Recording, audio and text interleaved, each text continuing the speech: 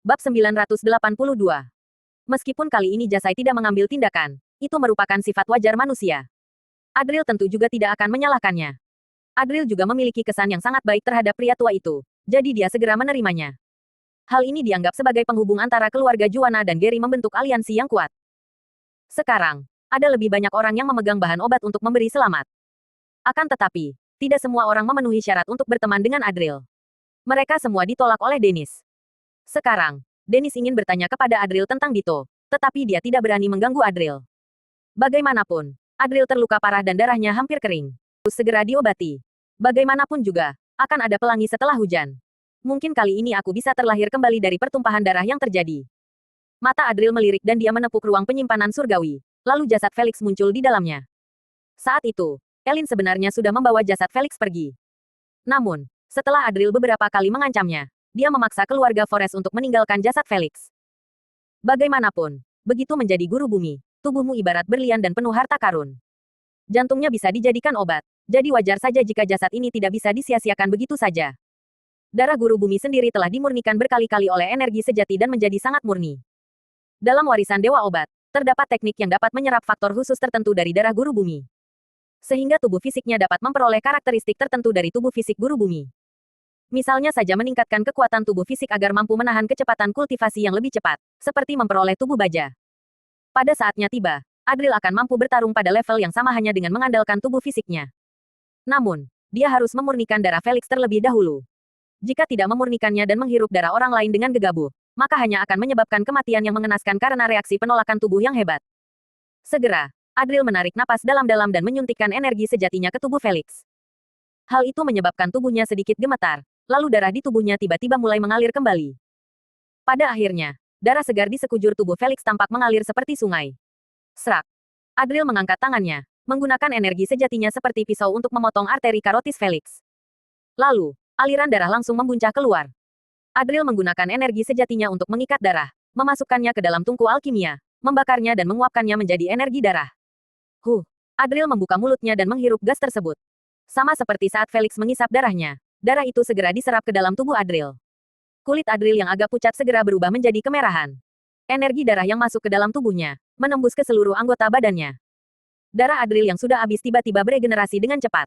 Pembuluh darahnya yang kering juga mulai membesar dengan cepat. Dia memejamkan mata, seluruh tubuhnya diselimuti energi darah dan kabut obat.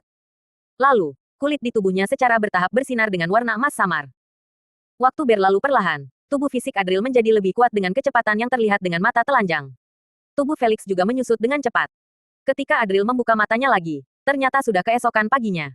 Tiba-tiba, diiringi dengan suara keras, aliran udara yang kuat menyebar dari tubuh Adril. Bak mandinya pecah seketika. Sementara jasad Felix di lantai, sudah benar-benar layu seperti mumi, terbentur ke dinding karena momentum ini. Tubuh fisik guru bumi yang seharusnya kokoh seperti besi, justru mengeluarkan bunyi retakan dan ada banyak tulang yang patah seketika.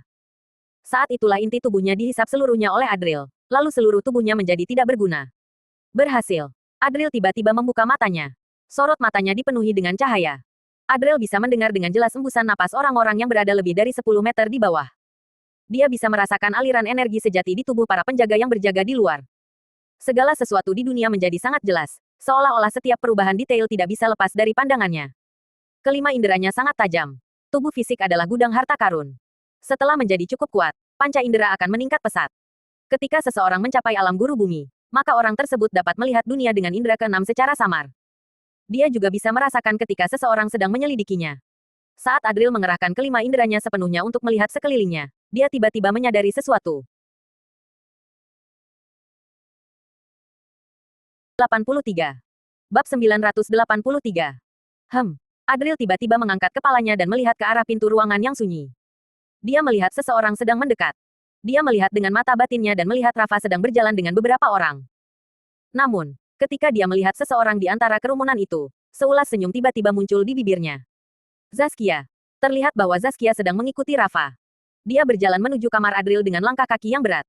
Matanya merah dan wajahnya pucat, seolah dia baru saja menangis. Kak Junet, bagaimana bisa kamu meracuni ayah angkatmu? Kamu akan berubah menjadi baik, kan? Aku akan menyelamatkanmu. Aku harus menyelamatkanmu. Zaskia bergumam di dalam hatinya. Setelah Gary beserta yang lainnya kembali kemarin, Zaskia seolah telah jatuh ke neraka. Belum pernah hatinya begitu hancur dan putus asa seperti sekarang. Junet yang disukainya, ternyata ingin membunuh ayah angkatnya dan ingin merebut kekuasaannya. Bahkan racun dingin pada ayah angkatnya pun disebabkan oleh Junet. Wanita itu benar-benar tidak mengetahui hal-hal ini. Bagaimanapun, Gary adalah ayah angkatnya. Satu sisi adalah ayah angkat, sedangkan sisi lainnya adalah orang terkasihnya. Bagaimana dia harus memilih? Namun, pada akhirnya setelah berjuang, Zaskia tetap memilih berpihak pada Junet. Gary tidak akan mati, tetapi Junet yang akan mati. Dia merasa bahwa Junet pantas mendapat kesempatan untuk berubah menjadi pribadi yang lebih baik. Namun, Zaskia sudah berlutut di depan pintu rumah Gary sepanjang malam tanpa hasil. Adril. Dia melihat kamar Adril yang tenang dengan penuh kebencian di matanya. Zaskia tidak pernah menyangka bahwa Adril adalah keponakan Gary. Sekarang satu-satunya cara agar Gary melunak adalah dengan memohon pada Adril. Adril, meskipun Kak Junet ingin menyakitimu, bukankah dia nggak berhasil? Kak Junet sudah banyak berjasa. Dia nggak bisa mati seperti ini. Dan, kalau kamu sudah punya bukti ini, kenapa kamu nggak memberitahu ayah angkatmu lebih awal? Mungkin kamu khawatir setelah kembali ke keluarga, kamu akan takut dengan bakat Kak Junet dan ingin membuat rencana untuk menyingkirkannya. Zaskia berpikir demikian dalam hatinya. Tangannya perlahan mengepal dan wajahnya menjadi makin muram. Saat ini, ketika Rafa melihatnya seperti ini, dia mengerutkan kening dan berkata, saat kamu bertemu Pak Adril nanti, tolong jangan bicara omong kosong. Jangan membuat marah Pak Adril dan ayah angkatmu, mengerti? Kali ini Junet pasti akan mati, tetapi Zaskia berhasil lolos dari hukuman. Ini terutama karena Gary mengampuninya dengan enggan sekali, karena wanita itu sudah ditipu oleh Junet. Rafa menghargai persaudaraan antara anak angkat. Dia merasa marah, menyesal dan sangat rumit atas pengkhianatan Junet. Namun, sekarang dia tidak ingin mengorbankan Zaskia. Jadi, dia harus mencoba yang terbaik untuk memperingatkan Zaskia agar dia jujur mulai sekarang. Namun, saat ini wajah Zaskia tampak muram dan dia tidak menjawab. Tiba-tiba Rafa berkata dengan kaget, Pak Adril, apa kamu sudah pulih? Zaskia tiba-tiba mengangkat kepalanya. Dia tiba-tiba melihat pintu ruangan yang sunyi itu terbuka, lalu melihat Adril berjalan keluar dengan tegak, wajahnya memerah dan mengulas senyum pada Zaskia. Emosi di hatinya langsung berubah menjadi amarah. Kamu hampir kehabisan darah, kenapa kamu bisa sembuh dengan cepat? Apa kamu sudah mengetahui segalanya sejak lama, jadi kamu diam-diam merancang untuk mengakhiri Kak Junet? Rafa terkejut saat melihat Adril yang berjalan tegap. Kilau emas samar itu juga tidak muncul di kulitnya lagi. Namun, energi hangat di tubuhnya meningkat. Energi darahnya sangat kuat dan mengalir ke arahnya. Seluruh tubuhnya tampak seperti binatang buas dalam bentuk manusia. Adril menatap Rafa yang menunjukkan ekspresi terkejut di wajahnya. Dia berkata sambil tersenyum, kenapa kamu memanggil dengan sebutan Pak Adril? Kita nggak perlu mempermasalahkan hal itu. Panggil saja aku Adril. Kamu adalah anak angkat dari Paman Gary. Kita adalah saudara. Baik, Pak Adril.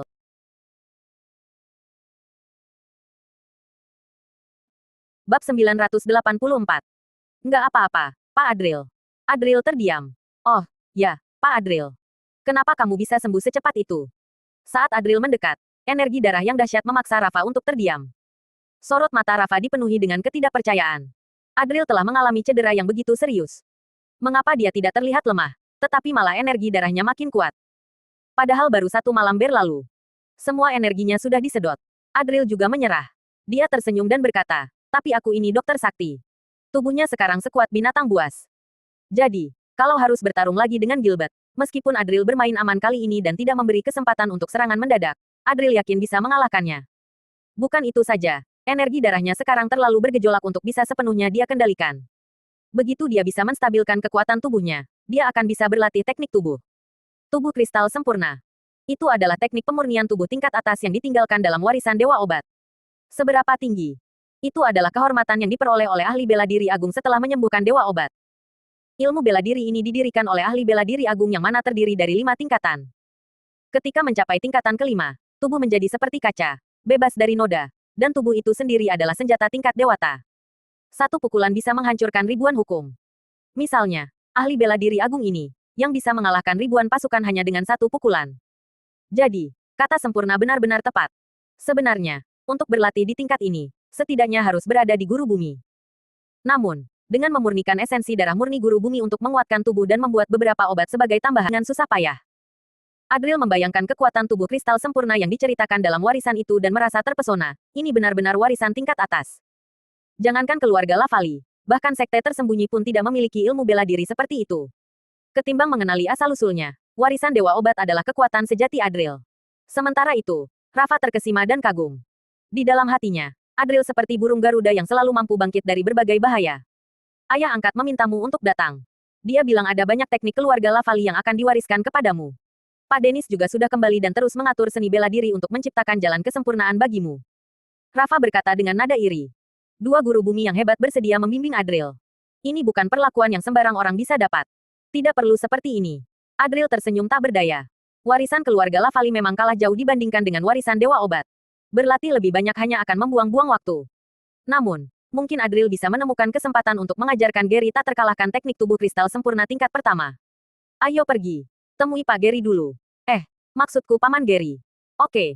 Ayah angkat sedang membahas rencana buat menyerang keluarga Forest setelah kamu sembuh, demi membalas dendam untukmu. Semangat Rafa membara. Adril yang sekarang bukanlah Adril yang dulu. Dia adalah cucu sulung dari keluarga Lavali. Adril memiliki potensi yang tak terbatas. Bahkan Felix, seorang guru bumi, harus berlutut padanya. Keluarga Forest, yang telah menyinggung Adril, akan dihancurkan. Namun, pada saat ini, tiba-tiba suara wanita yang agak dingin terdengar. Adril. Sekarang setelah kamu sehat, apa kamu bisa memohon ke ayah angkat buat mengampuni Kak Junet? Ucapan itu membuat Rafa terkejut. Dia berkata dengan penuh emosi. Zaskia, apa yang kamu katakan? Junet itu mau membunuh Pak Adril. Adril juga terkejut. Tak menyangka wanita ini begitu tidak tahu malu. Adril segera menghentikan Rafa. Lalu, Adril menatap Zaskia dengan saksama. Dengan suara datar, Adril berkata, berani mengajukan permintaan seperti ini. Sepertinya kamu punya alasan yang kuat. Coba jelaskan padaku. 11. Zaskia menjawab dengan suara dingin. Kak Junet memang berniat membunuhmu. Tapi bukannya dia nggak berhasil. Itu cuma salah paham. Petik 2. Bagaimanapun, Kak Junet punya banyak pengalaman bertarung. Dia berkontribusi besar bagi negara dan rakyat. Kelak, dia masih bisa melakukan banyak hal. Apa kamu tega melihatnya mati karena dendam pribadi?